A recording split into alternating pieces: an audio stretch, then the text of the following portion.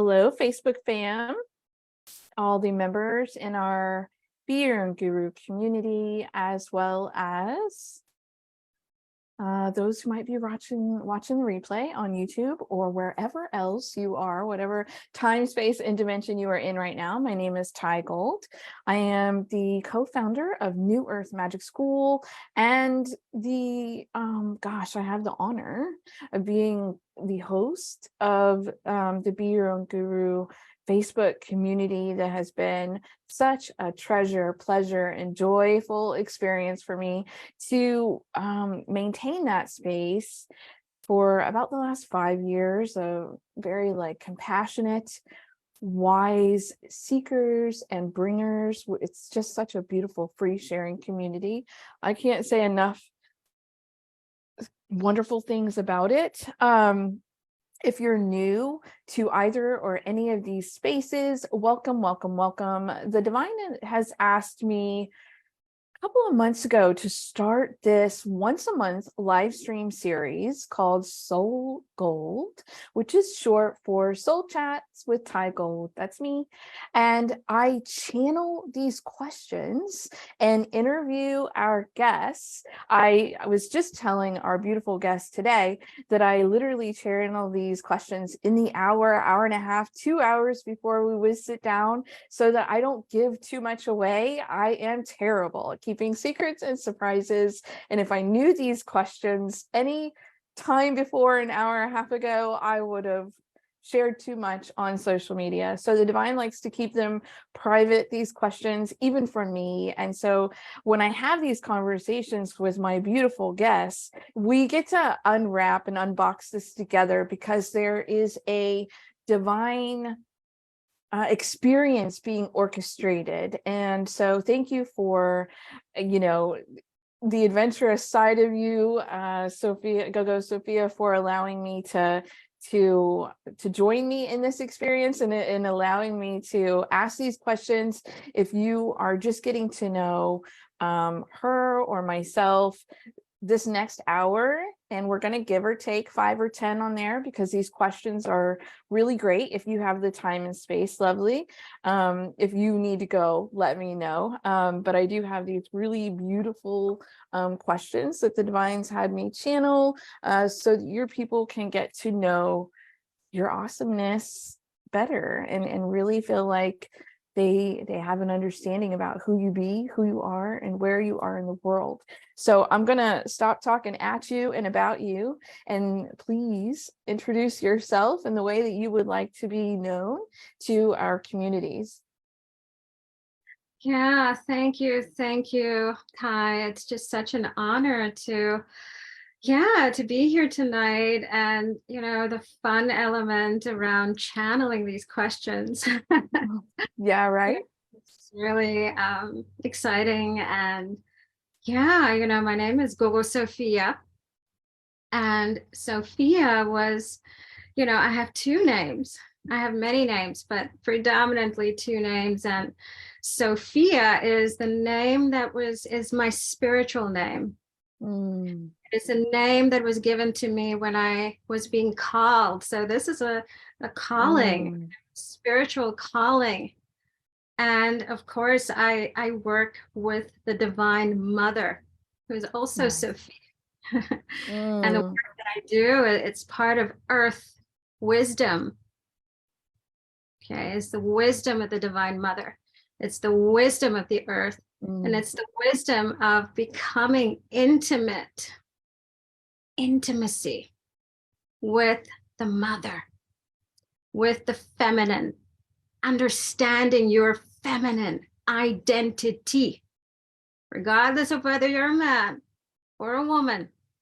And through eons of time on this planet, our feminine identity has been distorted for many, many, many reasons.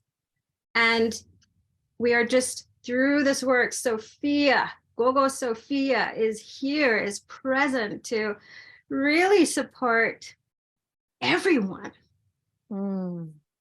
to strip down that which is false, false gnosis, so that we can really understand the truth of who we really are, our own true gnosis, and to become intimate with the mother, to come into union with the mother, with the body, with the senses, with the earth itself, to devote ourselves to the earth, to nature, to be the custodians of the earth, to be the custodians of every blade of grass that is on this planet.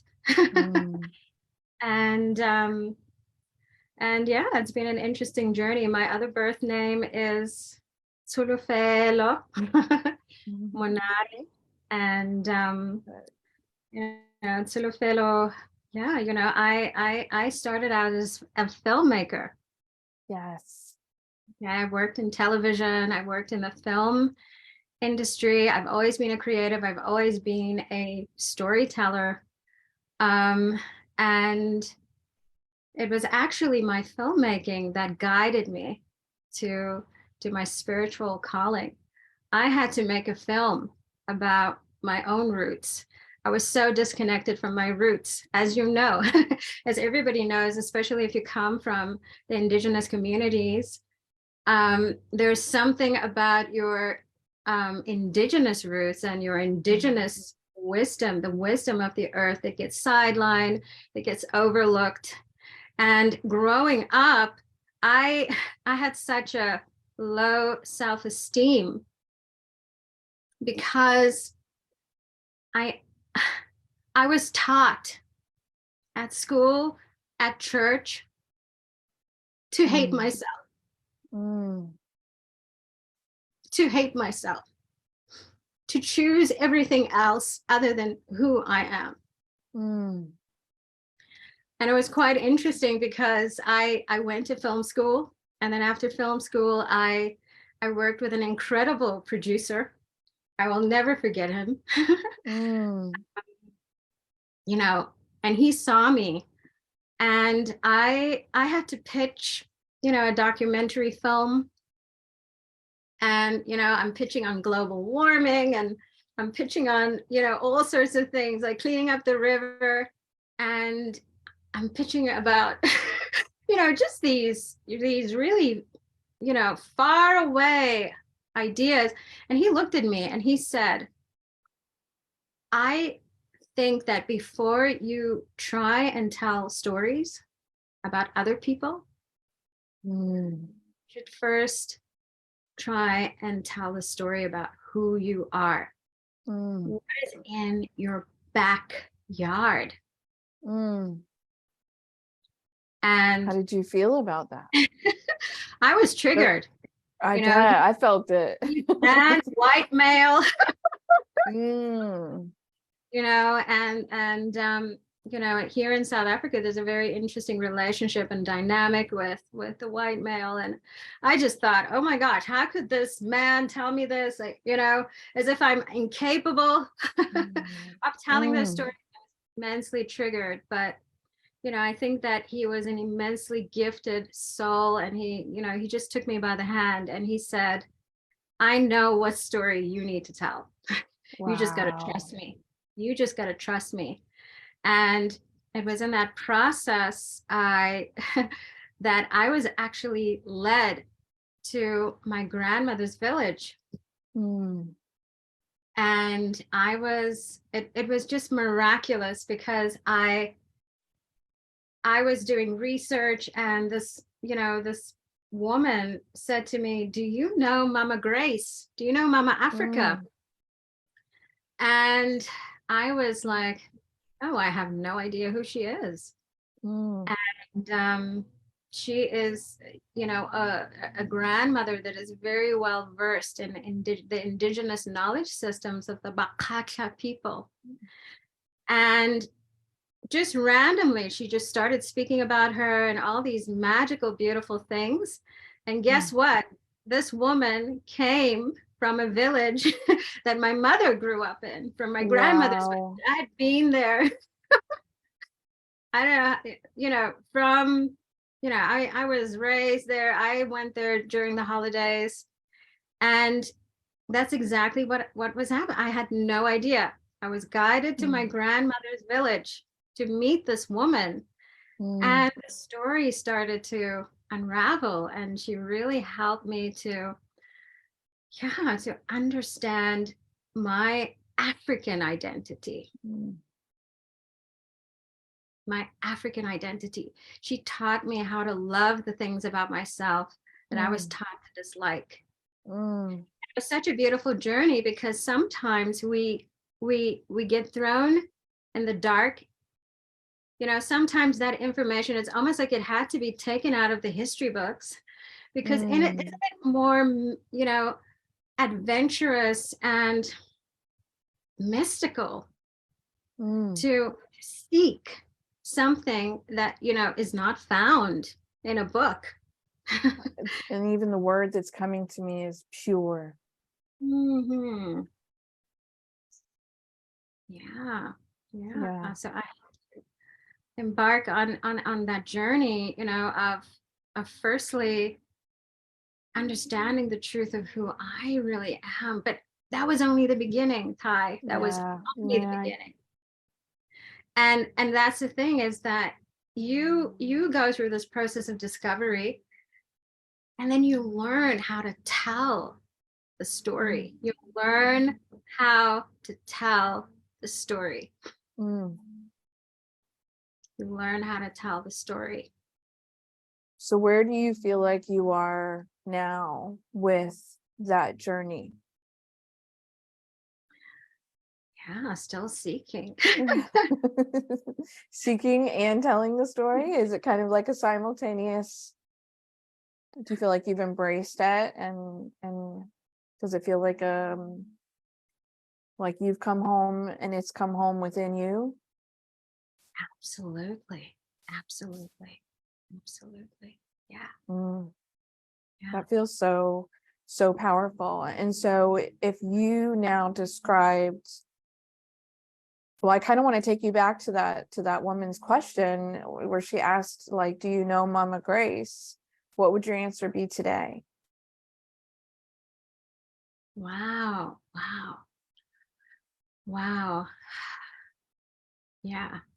I think the answer would be, I know Mama Africa.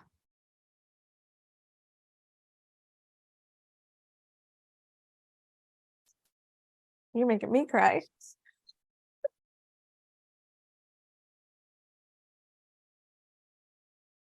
And how would you describe her to somebody who might be seeking? She is so lovely. She loves all of her children equally. Mm, She she doesn't discriminate. She doesn't turn anybody away. It doesn't matter what you've done. It doesn't matter where you've been, who you've been, what you've done. Everything is redeemable. Everything. You can redeem yourself. That is who she is. She just has this unconditional love. mm, She loves all of her children, and she just gives. She gives. Um when I was doing my meditation, I always just go deep into the core, into the womb, and the beauty and the depth. Oh, and that's who we are, hon. That's who yeah, we are. That is, we're yeah. we're walking towards that. We are Mm, the embodiment, mm-hmm, level of intimacy. yeah. So did I see online recently that you're hosting experiences local to you for people to have a bit of this journey? Did I see that somewhere? Yes, yes, the Black Madonna, Mm, Black Madonna in Dahlstrom, and so Dahlstrom is about an hour away from Adam's Calendar, which is one of okay. the most powerful sacred sites. And Adam's calendar is Little Egypt. Mm, But I love that. we would, call Little Egypt. And it was in the year 2019. No, the year 2020, my apologies. It was COVID and there was lockdown, and then we had the opportunity, it was an opening, and we had the opportunity to kind of come out of the borders that we were stuck in. And I drove down into Adam's calendar. It was my first time ever, and there was nobody there. And I had found a guide. I didn't even know where Adam's calendar was. I just saw the Oh, book wow. on a table, and Oh I my was curious goodness. to ask, the lady that was running the bed and breakfast, and I said, I've never been to this place. I've heard people talk about it. I saw the book. Do you have any idea how I could get there? And she said, sure. I'm gonna, I'm gonna call the tour guide. And he took me up on this, little bucky that could barely make it through the terrain. It was so Oh rough, my goodness. but we got there. And he gave me a few moments to sit by these stones, which is the world, one of the world's most ancient calendars, actually. Okay. And I sat there connected with the rocks. And, Mm, that's where I met her. mm, That's where I met her. That's where, she said, this is your calling. The Divine Mother is returning to this planet. mm, And this is your calling. This is your sacred work. And so that area, Dahlstrom, and Waterfall-Boven, and many of the areas around that, they hold the most ancient, mm, these circles, this architecture, that is really ancient. And there's really some incredible power spots mm, in those areas. So when you step into those areas, really, it's like you're stepping into this powerful vortex, mm, really grounds you, and it links you to the Divine Mother. And what the Black Madonna is really about is immersing yourself in the black light mm, of the mother, of Mama Africa. mm, And there is something that we need to break around that, okay? Around Africa, around the black skin, around the mm, separation, mm. by immersing ourselves into the original womb of the mother, where we are all oneness. Mm, Before anything else, where there is that common place. So she mm. brings us into that common place, that dark womb. The words that the divine keeps handing to me and what you're describing is the original blueprint. Mhm. Like there was an intention when a seed was planted, and I feel like what you're dialing in on is, in speaking of, is almost like a stem cell, almost like the origin. Yeah. I love this. So if somebody were to come to Africa and have this experience with you, this offer that you've been sharing, what does that look like? What is it coming up? Do people still have time to Yes. jump in on this? Do you mind telling us more about it? It's happening in July, and it's 4 nights.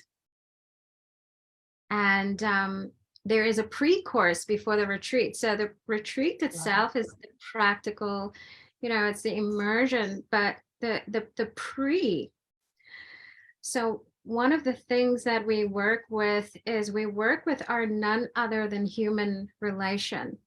Mm-hmm. Okay, so we work with the earth, we work with the elementals, we work with, the frequencies of the feminine, and you learn how to tap into the subtle frequencies of the Mm. mother. And I know you've been there Yeah. many, many times. So it we are working on the fears that are in your base chakra. So if you're somebody that is disconnected from the earth, Mm. has experienced trauma, whether it's through the Holocaust, whether you've been enslaved, and it could Mm. even be that your ancestors were the enslavers. Mm. So because of that, because you are ashamed of what your ancestors have done, that also creates that fear of Mm. anchoring in the shame, because then you don't feel worthy. A lot of, you know, people in this country don't feel at home Mm-hmm.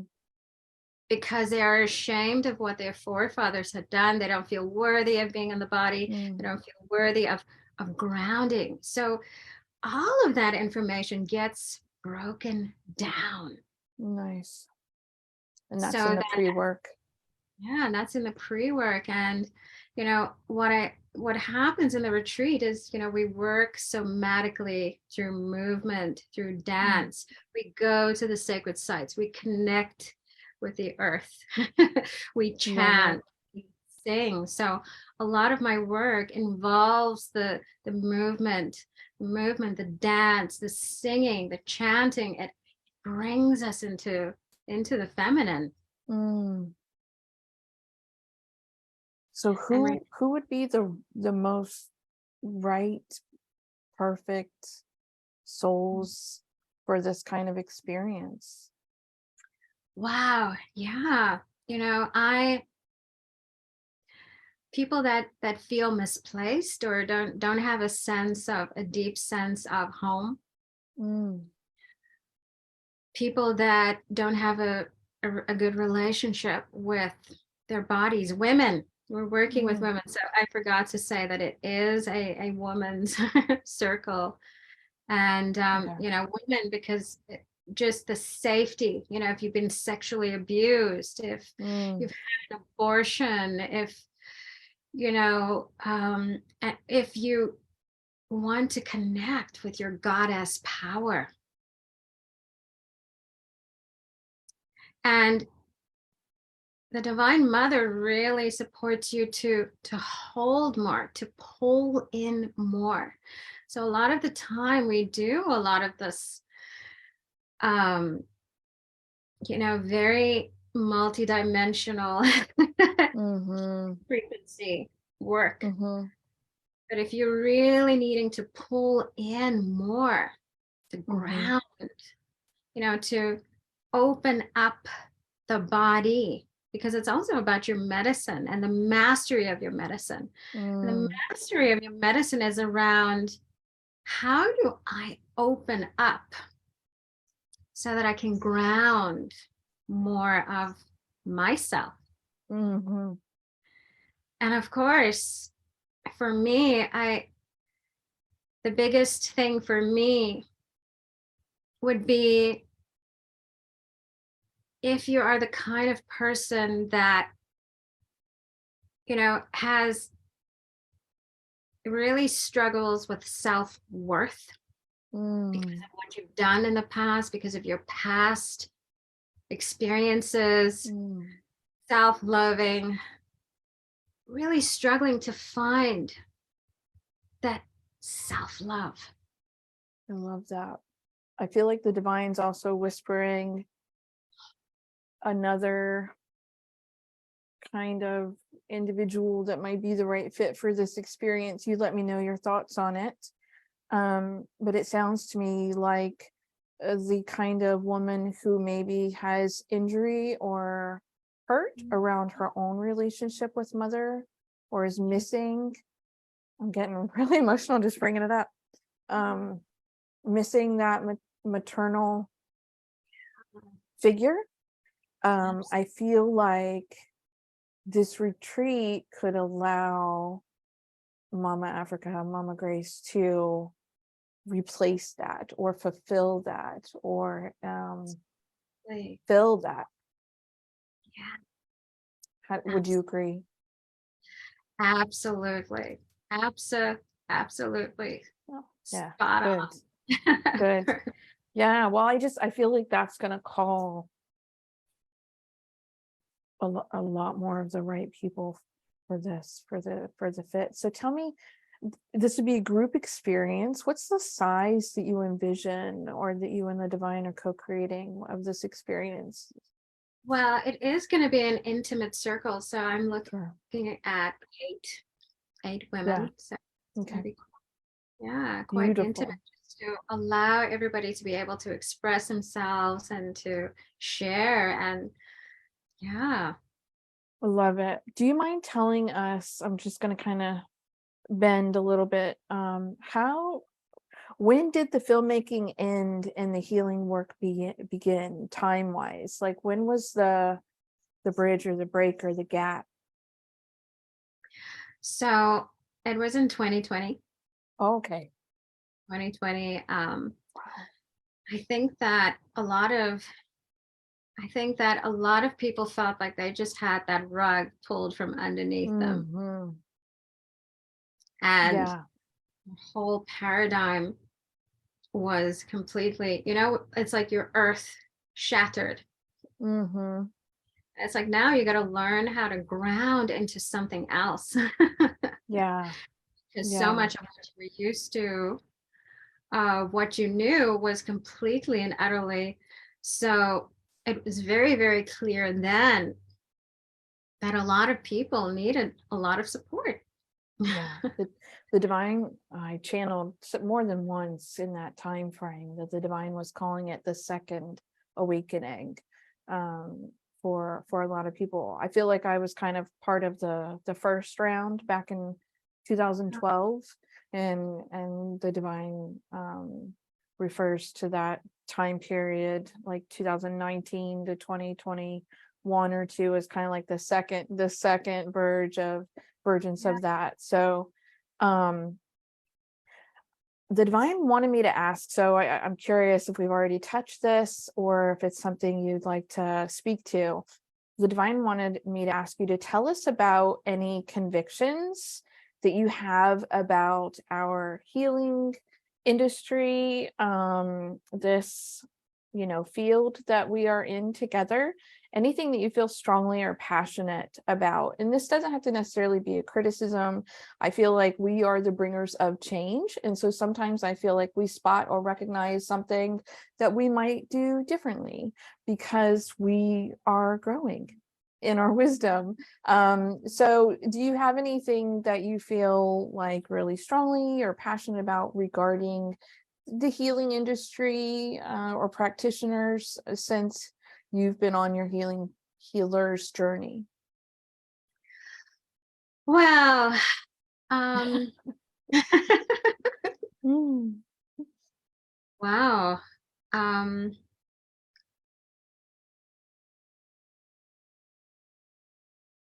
I think for me that the thing that just kind of um throws me off a little bit is I think that that I always found challenging, right? Sure, sure.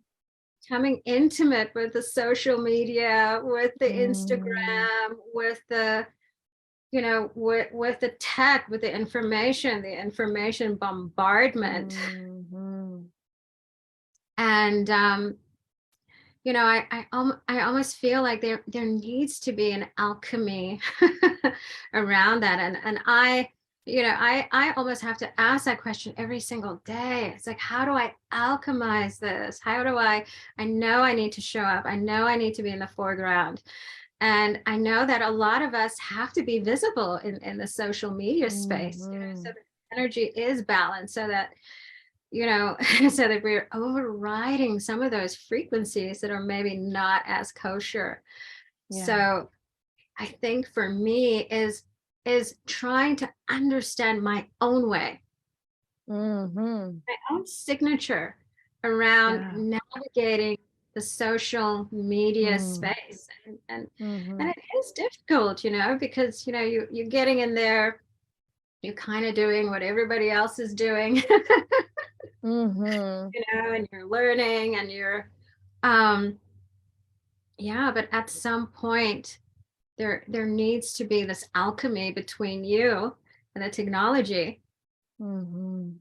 how to deliver, um and to show up in a way that, yeah, it's not destructive and it's not irresponsible. Mhm. um, and so where this space becomes a sacred temple, it becomes an extension of the temple of Mhm. God, divine, Mhm.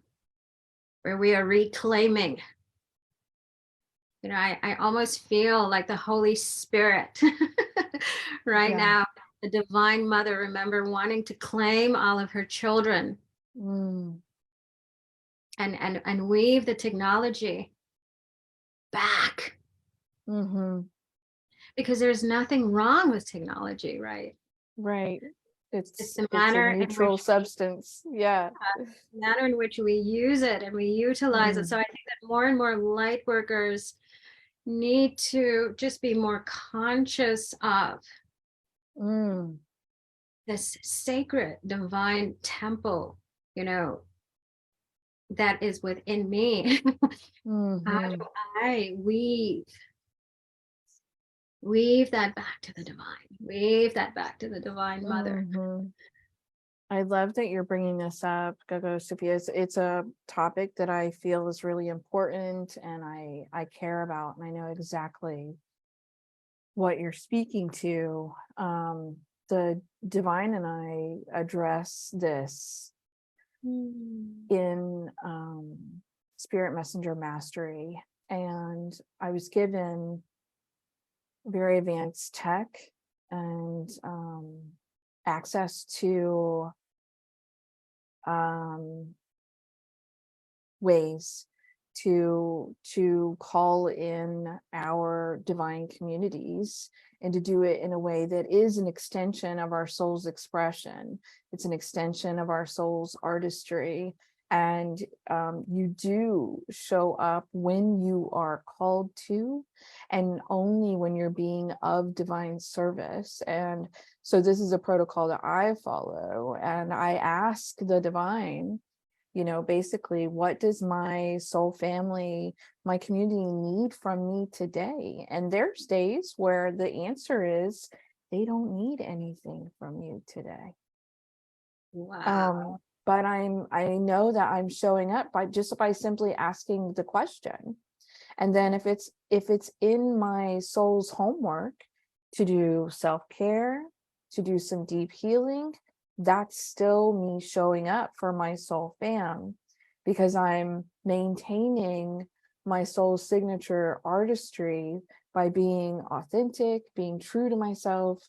I'm not selling. When selling doesn't feel good, I don't do it for sales. I do it to be of service. And so all of that good is inside Spirit Messenger Mastery. And the reason why it's in Mastery is because you have to be an excellent divine communicator, number one, which is what we learn in Spirit Messenger training. But the advanced technology has to be in the right hands, and people have to be pursuing it for the right reasons. And so there is a price tag on that material that reflects the um, level of integrity that would be required to utilize those methods, if that makes sense. I'm hoping you're kind of reading between the lines of what I'm saying there. But I think that we can literally regrid our section of the internet with our divine and mastery codes and have a touch point that's authentic with those souls who we're meant to work with. So I totally get what you're saying, and I kind of wish we all operated from that space, but the 3D ways of doing things has been around a lot longer. And so I just say it's going to take time, in my opinion. It's going to take time. And unfortunately, people are going to have to hit burnout, overwhelm. This isn't working. This doesn't feel good before they start to operate from a sense of what else is possible and speak the way you are. How can this be an extension of my love and care? Beautiful, beautiful. Yeah. Yeah. Love that. Okay. We're so emotional today. I don't know if you're feeling it, but I'm feeling it. I've got to take Yeah, breaks in yeah. between these conversations because I'm tearing up. Okay. The divine would like for me to ask you if you could go back and change things in your journey from when you started your healer's journey from there to now. Tell us one thing that you would do differently. Oh, wow. Yeah, is putting myself first.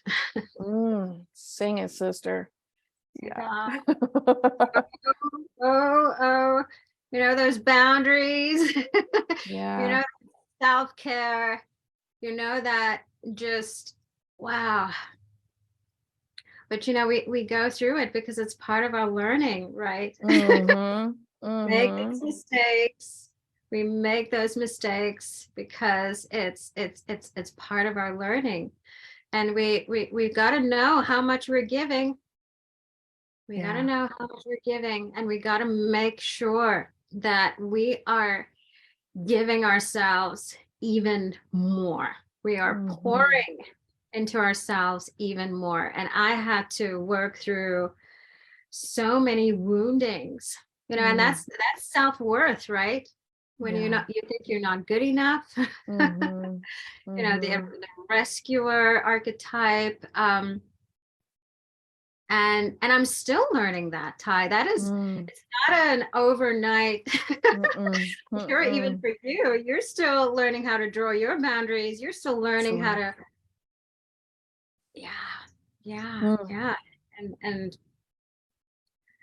yeah, I think that's the biggest thing Yeah.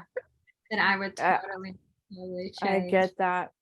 There was a huge healing, and I know this isn't about me, but I just want to speak to what you're talking about. There was a huge healing that had to happen for me regarding this. It was literally a conversation and a healing that I had with Gaia. That's what I call Mother Earth as she's evolving, and she helped me recognize that I was measuring my love with the amount of sacrifice I had done for my children, my family members, my clients, my partners, the amount I was willing to go without, give up, sacrifice. That was supposed to be me contributing my love. And she was like, oh, honey, sister, mama, friend, we've got reprogram. And so that was a lifetime of training. I think that was misinformation passed down through my family.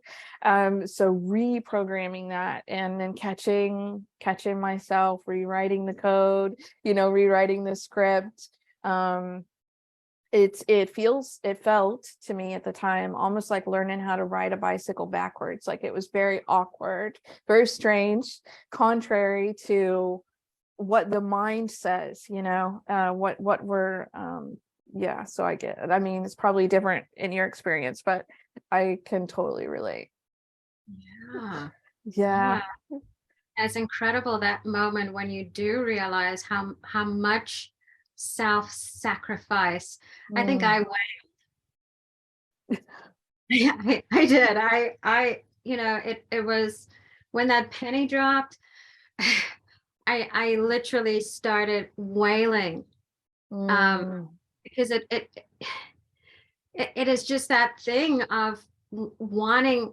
How can I choose less for myself? How could I have done it for so long? Because it's even beyond the the healer journey. It predates that. So she said it's in the healer journey, and it's like, wow, how could I have chosen that over, Mhm. over and over again. And when we're in that space, we call in the type of people who reflect that behavior. We Mm, allow things that are not conducive to our wealth, health, happiness. We surround ourselves with the mirrors that reflect, yeah, you should put yourself last, or, you know, you're the afterthought. That was my experience anyway. And I've seen that come up quite a bit. So I'm really glad that you spoke to that. You're right. The healer's journey amplifies any areas that you're not putting yourself first, not serving from a full cup. mm, Yeah. So changing directions. I have a philosophy, something I'm passionate about.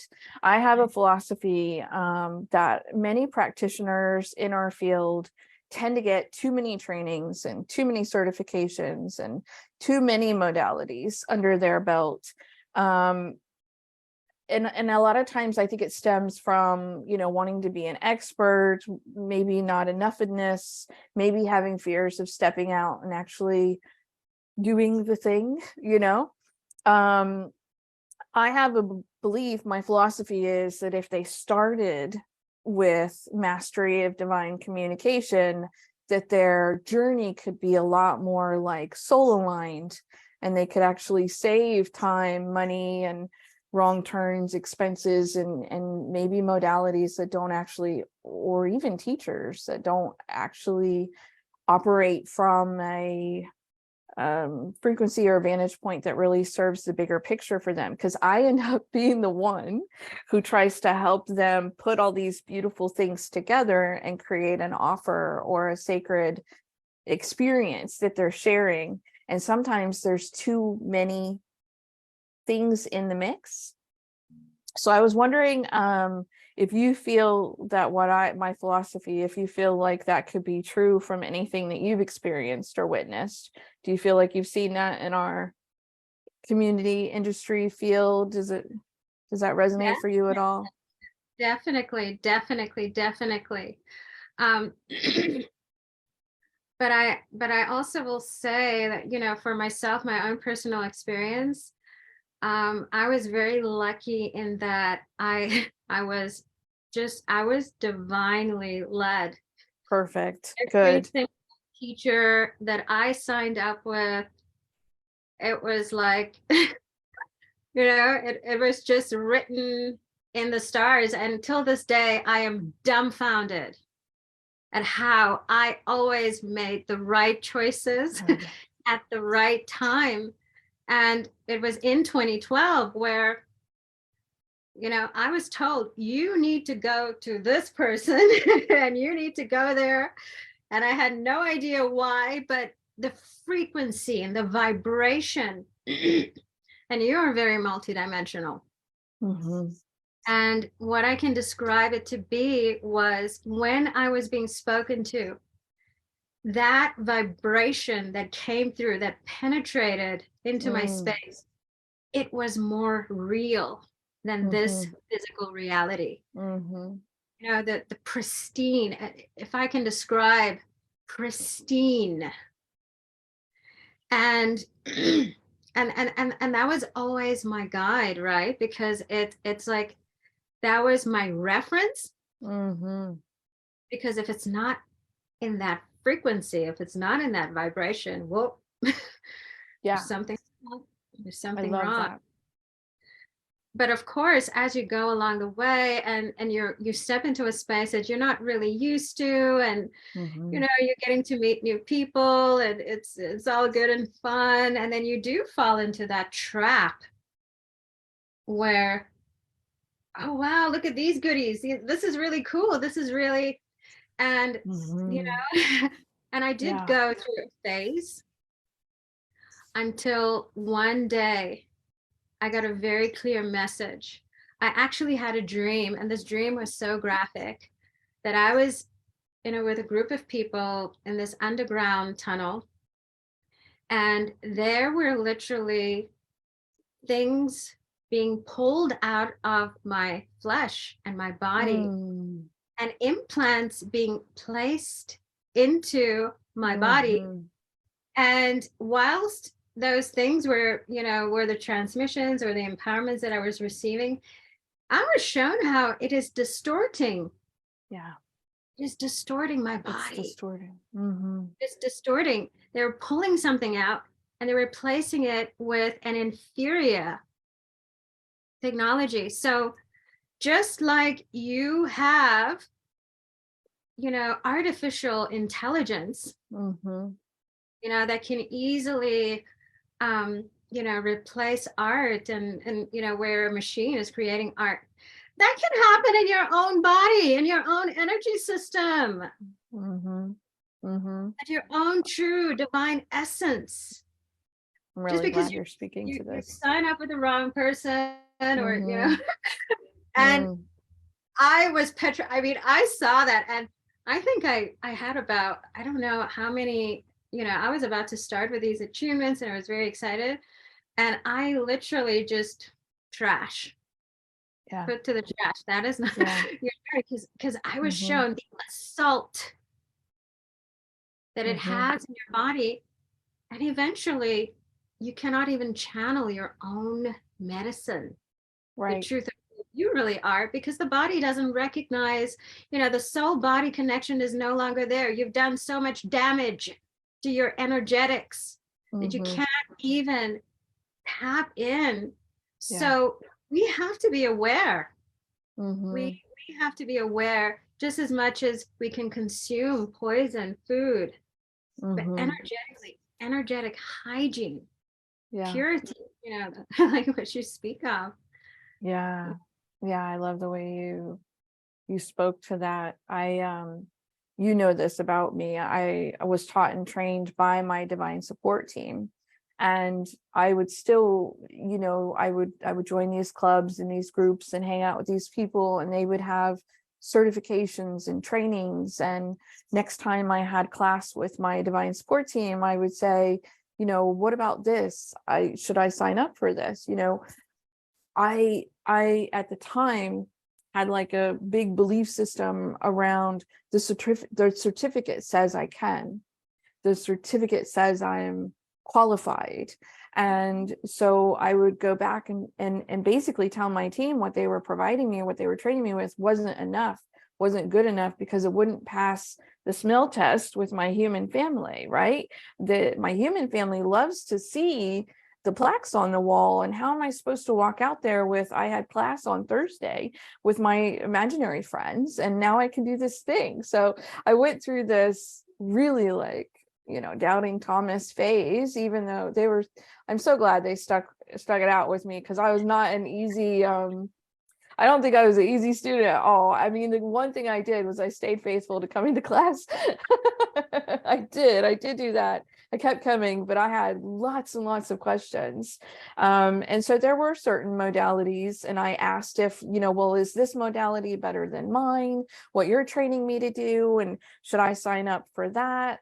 Because I wanted to be the best that I could be for the people that I would be supporting. Like, it was coming from a good place, but also me feeling inferior because I didn't have the plaques. And they actually said that training in this certain modality would actually be less pure of my soul's ability to send energy, and that there was a distortion involved. So you're absolutely 100% correct. And I think that, with energy medicine, I think it is a good thing, but I also think that too much of it, there can be too much of it, whether in what you're trained in, or what you're receiving as a client.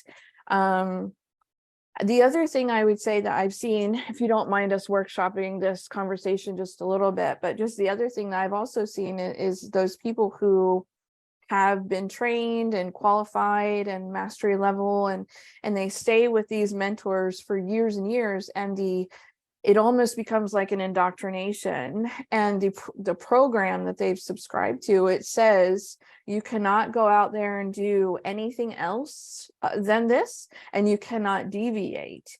And this is where I've had many healers come to me for guidance or channeling sessions, and their soul is calling them to mix it up to do like a Rubik's Cube. But because they've signed, because a mentor or trainer told them you cannot do anything other than the structure we have, you can only implement it the way that we've told you to do it.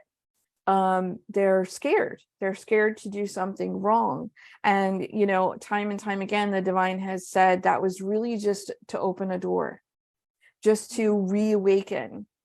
Or, you know, a lot of times they're asked to not continue with the mentor and to dial in on their own soul's own signature codes, frequency, medicine.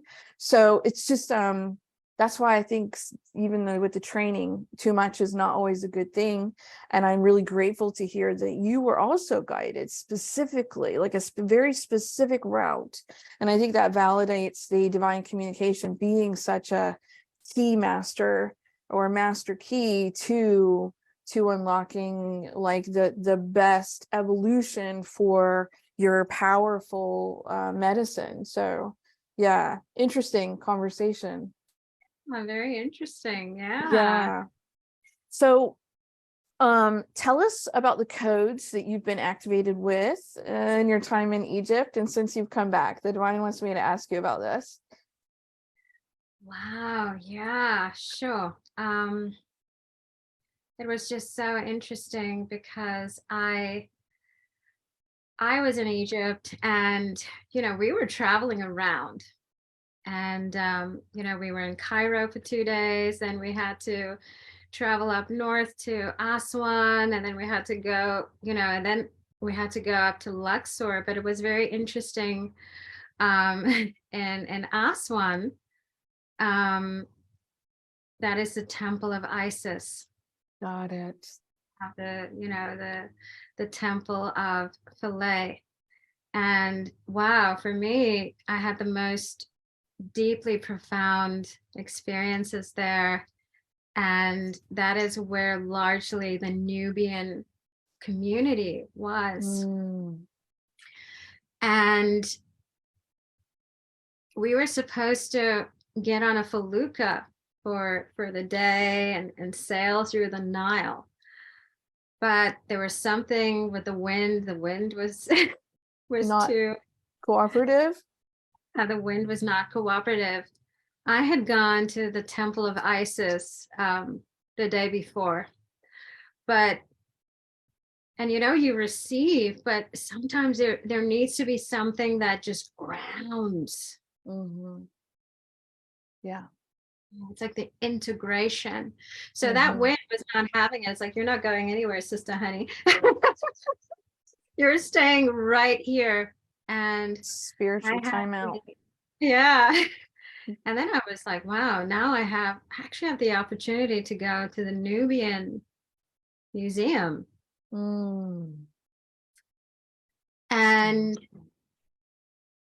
you know, and I went to Elephantine Island, you know, which is, you know, the Nubian community. And you know, they were very happy to see me, and they said, "Ah, you are Nubian." You know, they don't have a lot of you know, African tourists, you know, that come onto the island.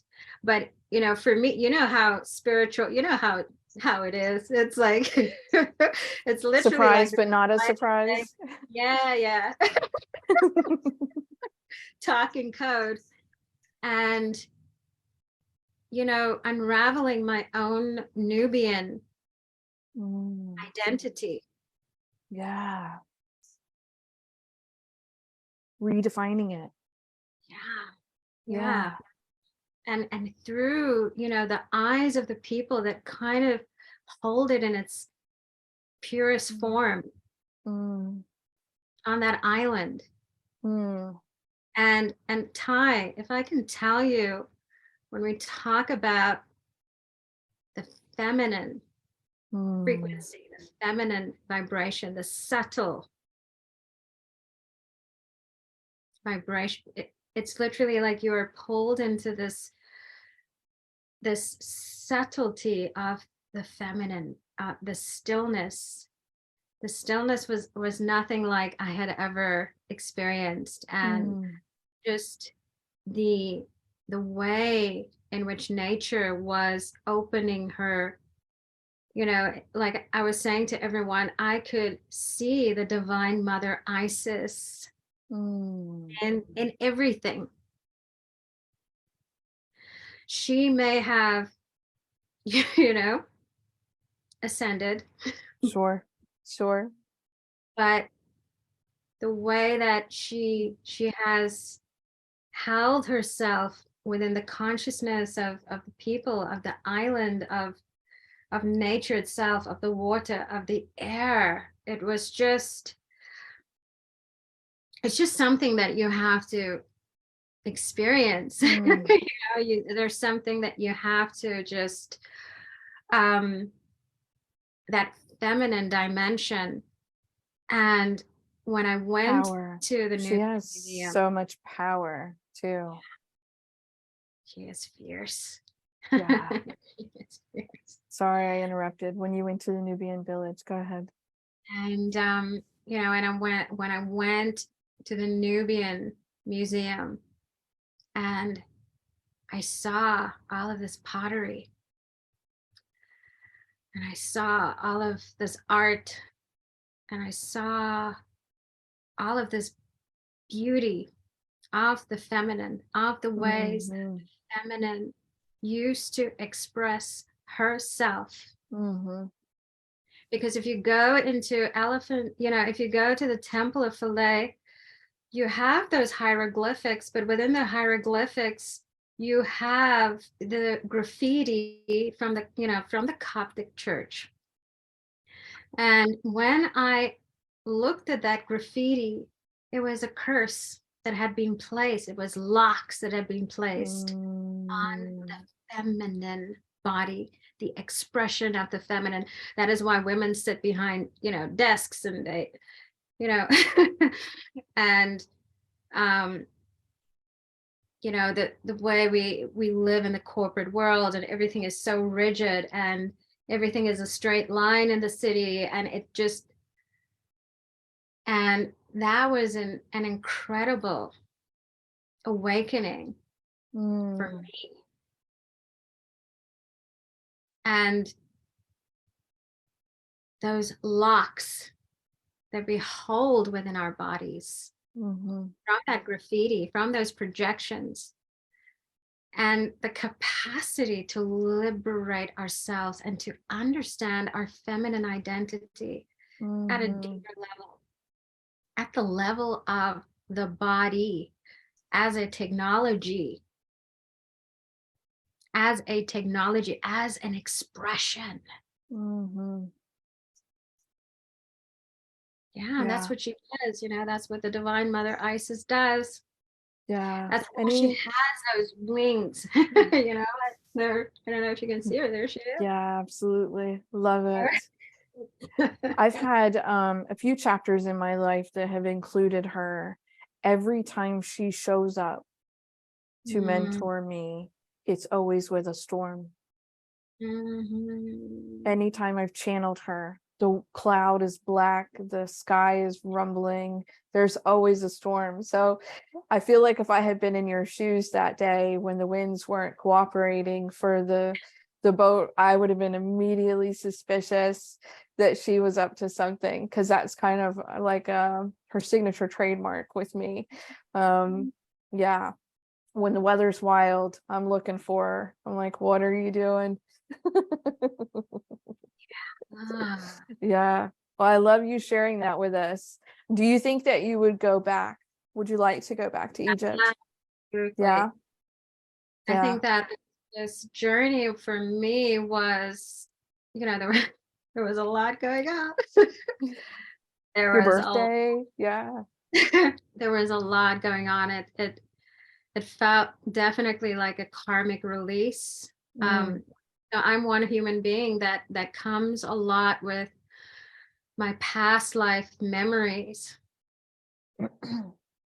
and I had been prepared for this journey, and Mm. what it is that I wow.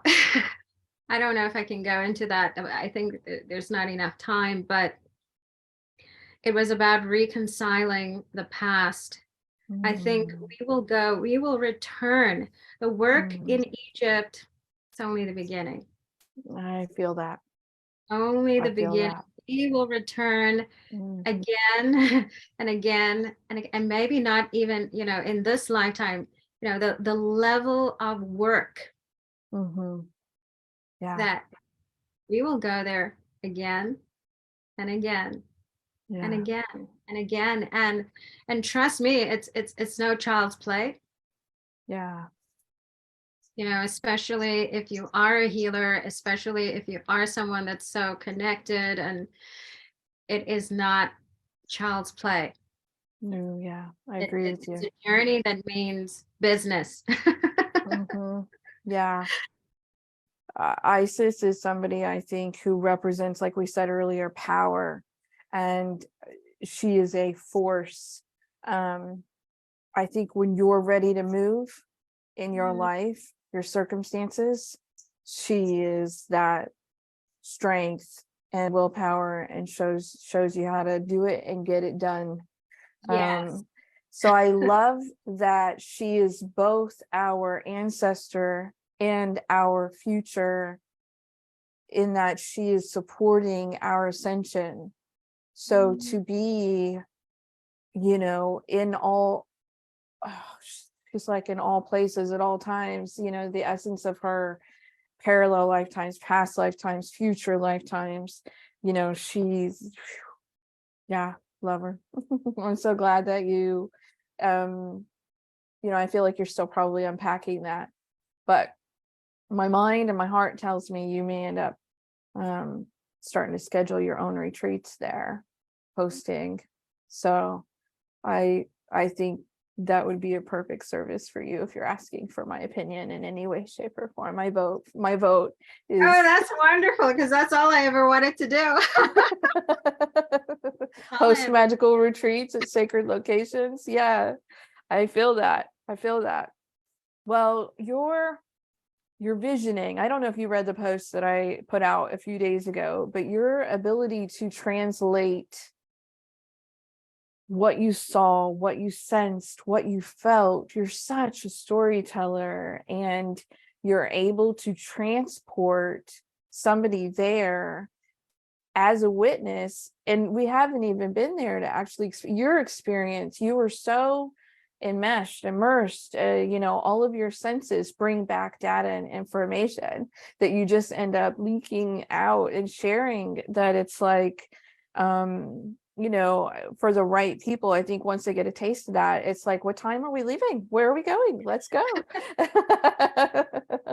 Where do I sign up?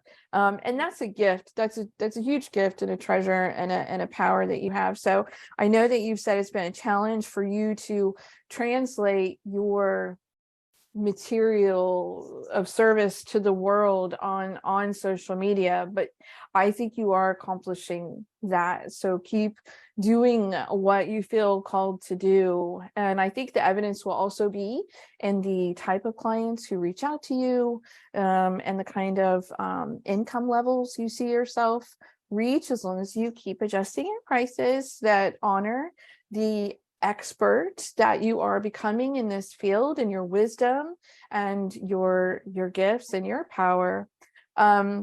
And then I think our last question, if you don't mind me asking one more, and we'll close out this beautiful ceremony and conversation between the two of us for now. What would you say to someone starting out on their healer's journey? What wisdom would you share with them? Wow.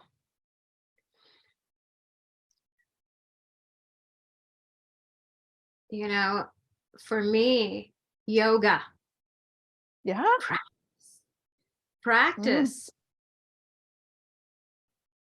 love it. What is Find it something about yoga? that centers you. Mm, Daily practice. Something mm, that brings you to your center. You have to find the capacity to be still. mm. You have to find the capacity to move your body when you need to move your body.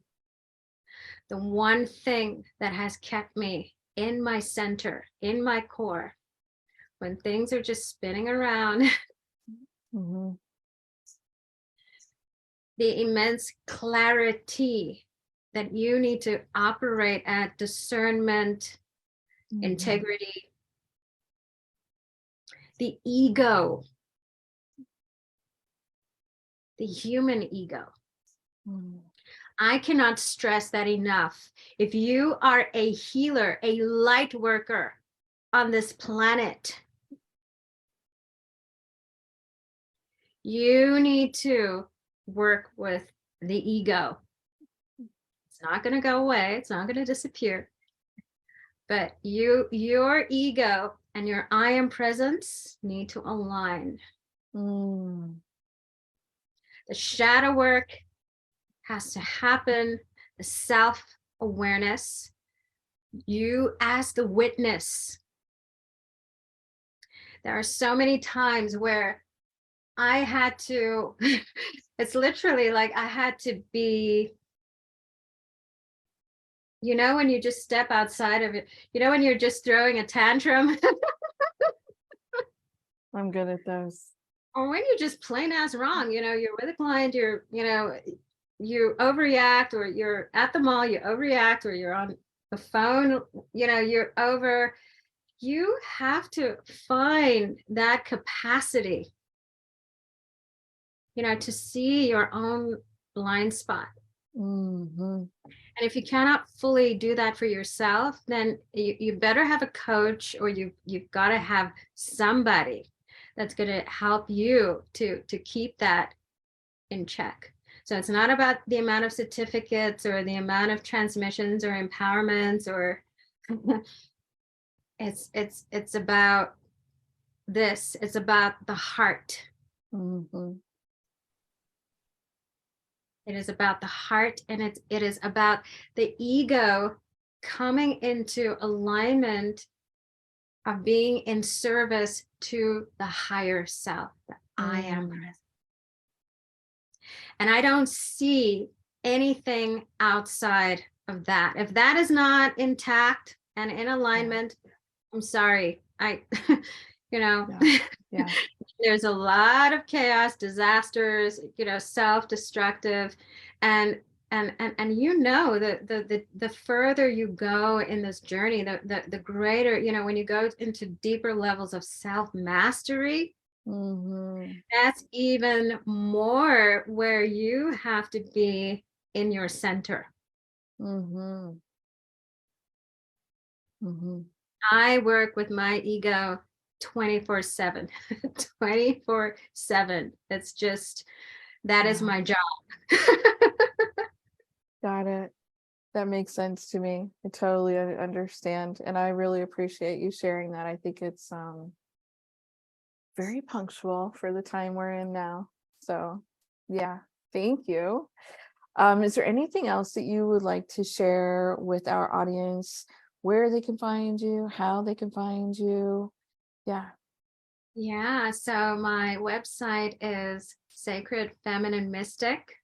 Mm. www.sacredfemininemystic.com. So, that's where you can, I have a lot of podcasts, a lot of blogs. So you will really have a good time. And of course, you can contact me. I do have contact details. Everything is there. So, yeah. Yeah. Thank you.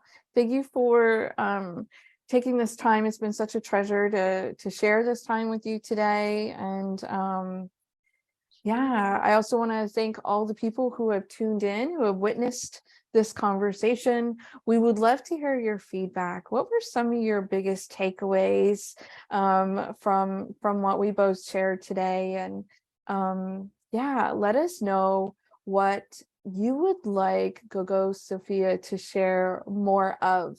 Give her heart some thoughts to consider as she's shining her light and sharing her stories on different platforms, social media. Do you have a YouTube channel with some of your beautiful work too?